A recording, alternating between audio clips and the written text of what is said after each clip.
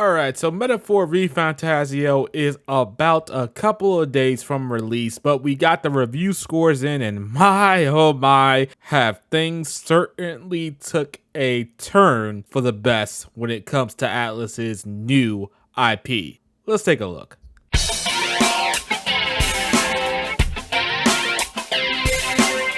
So currently sitting at an unbelievable 94 on Metacritic. That is higher than Persona 5 and Shin Megami Tensei 5 and Shin Megami Tensei 5 Vengeance. Now, you know, that score could fluctuate with, more reviews coming in, and some review site could just give it a 7 out of 10, bringing it down to like 91 or 90 or even 89. Who knows who feels like waking up one side of the morning and being like, this game ain't all that great. Nonetheless, it's a high Metacritic score, and I do expect it to stay up there. Now, the question is a JRPG like Metaphor ReFantazio, is it capable? Is it warranted? Is it absolutely deserving to be on the prestigious Jeff Keighley's Game Awards? There has been some rather troubling people saying that anime games just don't get their appeal, don't get the respect put on their name as they should in the Game of the Year category. We understand that Metaphor has a very high chance of winning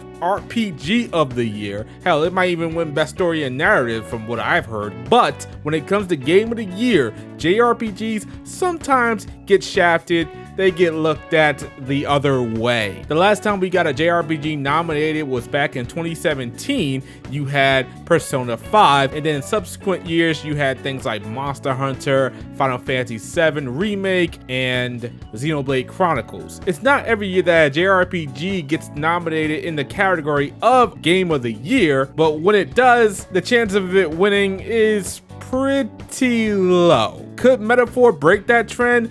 To be honest, I don't think so. I honestly think it will get nominated, hopefully, but if it does get nominated, it is 100% not going to win. That either goes to Final Fantasy VII Rebirth, or if the controversy around Black Myth Wukong doesn't interfere with it, that game will probably get Game of the Year. But I'm really excited. I'm really happy that Metaphor got this high of a score. I knew it was a possibility since the hype train for this game was real. Like the months leading up to release, I've just seen so many people cover it. I've seen so many outlets reporting on it. It even gave us that really lengthy first dungeon demo of almost 10 hours. It's absolutely insane. But even before all the reviews dropped, I knew that there was a strong possibility that at the Game Awards, Metaphor would probably be there. And look at all the praise that it's gotten. It's gotten 10 out of 10s, 9 out of 10s, even surprisingly GameSpot, which I followed a lot from way back in the day. I'm talking way back in the day. I'm surprised they actually gave it a 10. So that is absolutely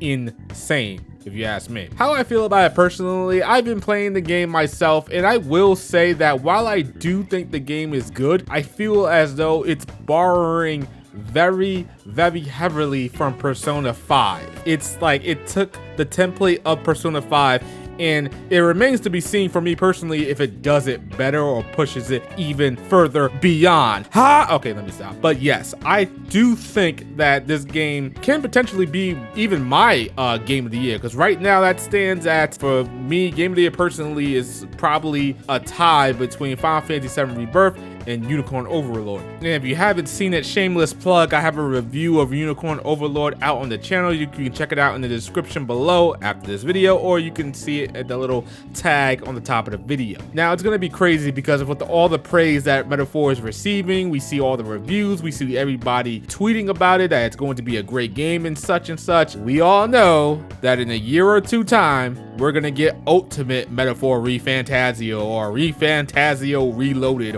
or ReFantazio Royal, something along those lines. We know this is Atlus, this is Sega, they're gonna do it. And I don't want to see anybody complaining about, oh, Atlus is always doing this, because I, for one, will not forget when Shin Megami Tensei 5 Vengeance was announced and people were just getting so tired of the Atlus rinse and repeat releasing formula. Hell, we can even go a further prediction that the new version of Metaphor in a year or two from now, it's gonna feature a new female protagonist or a new female party member or something like that.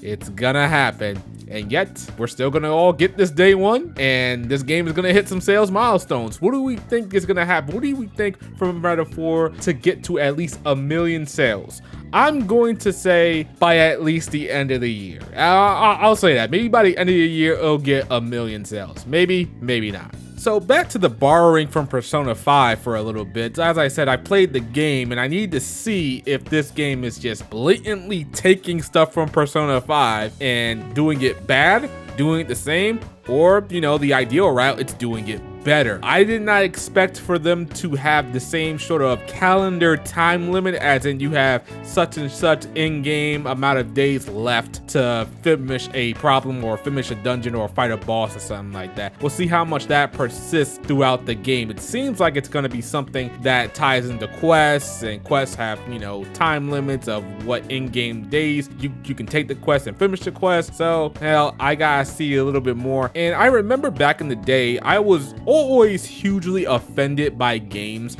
that would come out and be copycats of probably the best games there are. But now that I think about it, or I may have mellowed out since then, I may have matured since then, I feel like everything has been done. Everything is going to copy something from in some aspect from another game, or it doesn't even have to be games. It could be movies and TV shows and music.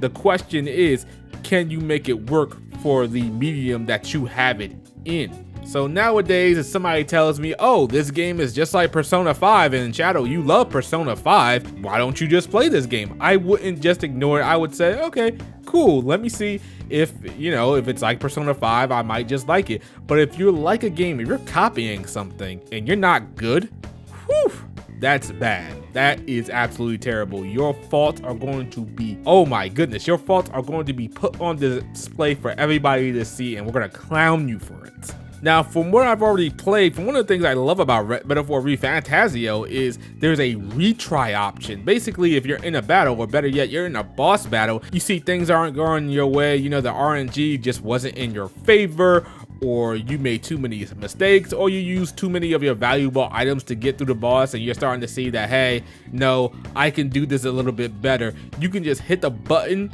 and just confirm that you want to retry the battle, and the battle will restart from the beginning in the same state that you were in. It's not going to ask you to lower the difficulty, I think, or it's going to recover your HP and MP or anything like that. It's just going to restart the battle right there and then, as if you reload your save slot and just went right back to the boss room. This way you can skip traversal to the boss room, and you could skip the cutscenes. Even if there's a, you know, cutscene skip option, you don't have to waste precious, I don't know, time, seconds, minutes, I don't know, maybe, and you could just restart. I did that a couple of times playing the game, and I was just like, well, you know what, the enemy got the jump on me, and I'm playing through the battle, and the battle is just a little bit tedious, and you know what, I could have did that a little bit better if I just restarted the battle.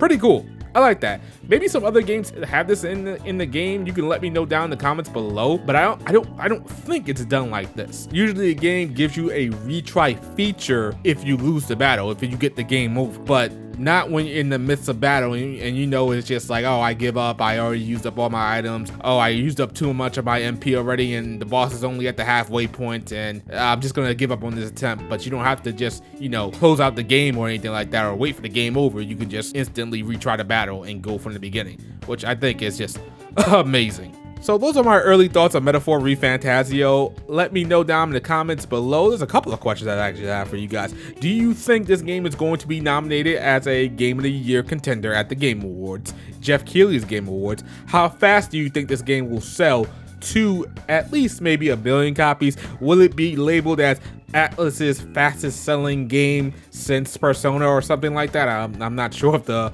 actual accolades that Atlus Games and Sega Games have. And is the game going to personally be your RPG or Game of the Year? Let me know down in the comments below. I'll catch you guys next time. Peace.